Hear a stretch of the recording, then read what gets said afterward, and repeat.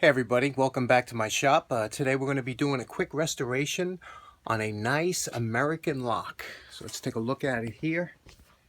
We have an American Series 10 padlock. These are nice little locks but heavy duty.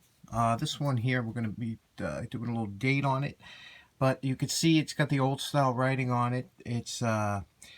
It's not rusty, but they do get kind of this oxidated finish on it. So what we're going to do is we're going to restore it, get it back to great working condition. Comes with the key. You can see this is the old style American key. You can see the font on there. That's the old style. We're going to polish up the key, polish up the lock. We're going to lubricate it, and let's get started. Now the first thing we're going to do is I replaced my 6-inch steel brush. This is a heavier duty brush. I replaced that with a brass brush.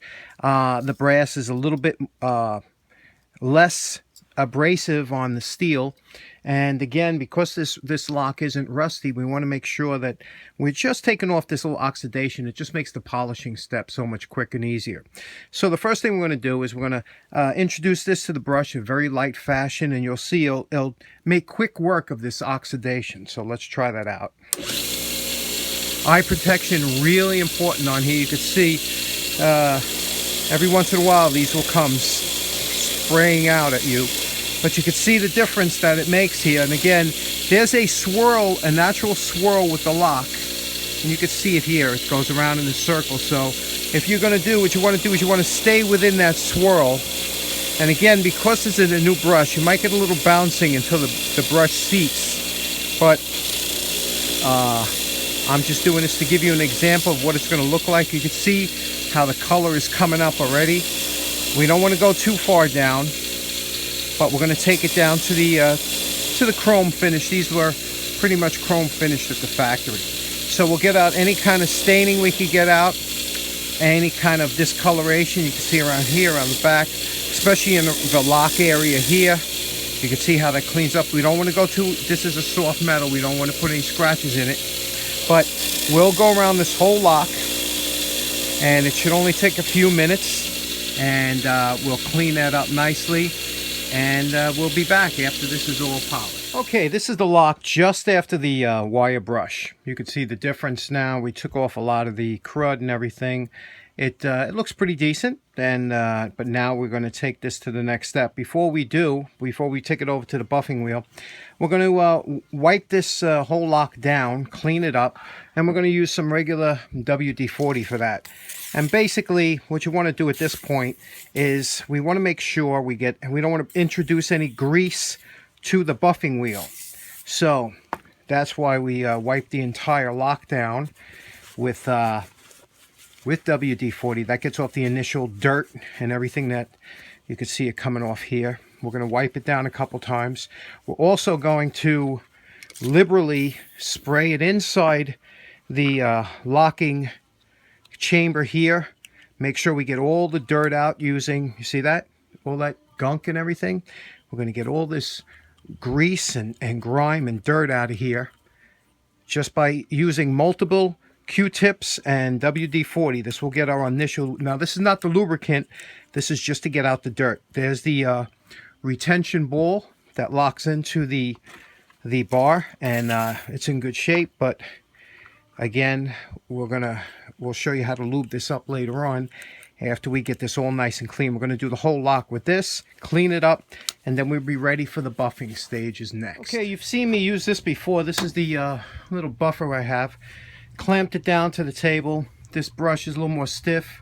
This buffing pad actually is made up of, well, this one on this side is a little softer. We're going to use some cake. This is nothing more than buffing wheel compound, and this one is, of course, it's black. They run in different grits. We're going to take this now. Now you see the staining of the lock. You see over here that's nice and shiny here. Over here staining. That's in deep. And we're going to see what we can do if we can get that out using the buffer. Okay, first again, we load up the wheel, a little bit of buffing compound, and we're going to see if we can just touch this side of the wheel. Now what you have to do is you do have to build up a little bit sometimes of heat, especially with steel, and you can see that we're starting to get rid of that staining. And again, there's a circular machining mark on these, so this is the way you want to feed it into the wheel along with the grooves. Okay, and you'll get some buildup sometimes of the caking, and you just move it back and forth, and that'll stop and get that off. So we're going to buff the entire lock. Show you what the side's going to look like, and you can see it's going to come out real nice. Okay, so we're going to first do this, then we're going to go to the other one. I'll show you what the other one. Now, if you never buffed before, the one thing you're going to realize is that when you're using and buffing anything metal, that because of the extreme pressure and friction that's created by this wheel, whatever you're going to buff is going to get extremely hot. And that's just goes with the, so you don't want to get things too hot, but what you do is you always have to have something else to do, usually a secondary part. So in other words, like we don't have too many parts with this, we just have the lock and the key. So I'll be working on the key while this lock cools down, because it gets just so hot that you can hardly handle it, and you don't want it to get that hot anyway. Some things you can immerse in water, but we don't want to do that because of the mechanism. Now I'm just wiping off some of the compound, and you can see where we're at. You can see how what a nice job this does, bringing back the finish. And this is only with the coarse buffing compound. We're going to use the fine, and that'll get it into a nice shiny luster. Then we'll give it a good lubrication, and we'll put this lock back in service. So let's let it cool down while I work on the key. While the lock is cooling, we took some time to buff out the key.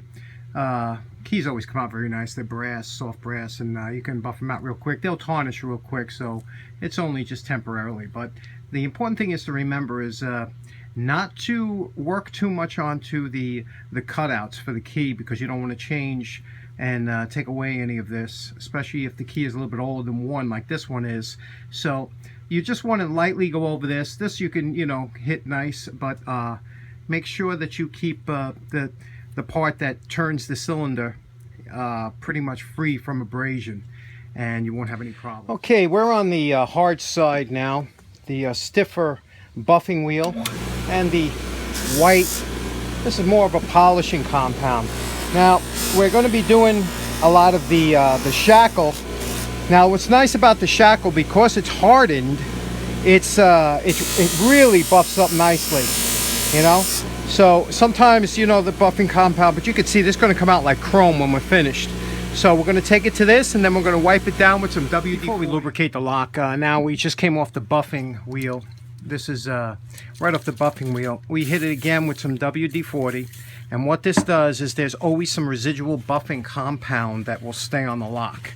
That's just the nature of the beast. So this WD-40 gets it off and takes, you'll see you can see the shop rag get a little dirty, but look how nice this is coming out now. This is where you can see if you missed any spots, or if there's any areas that you want to hit again.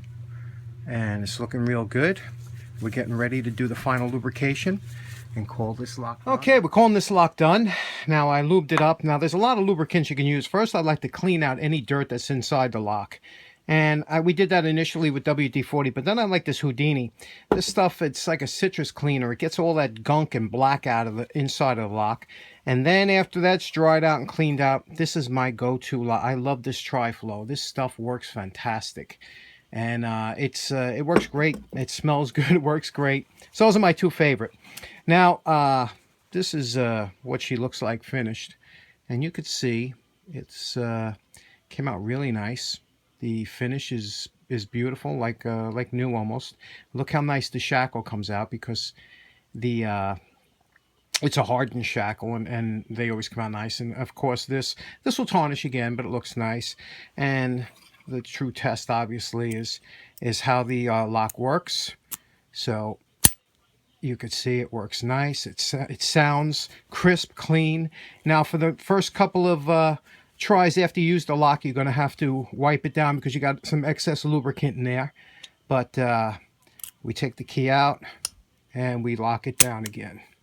And it's a really nice working lock. I love these Series 10 Americans. They never fail. Beautiful lock. And when you store the lock, don't store it with the key inside. It's not good for the pins.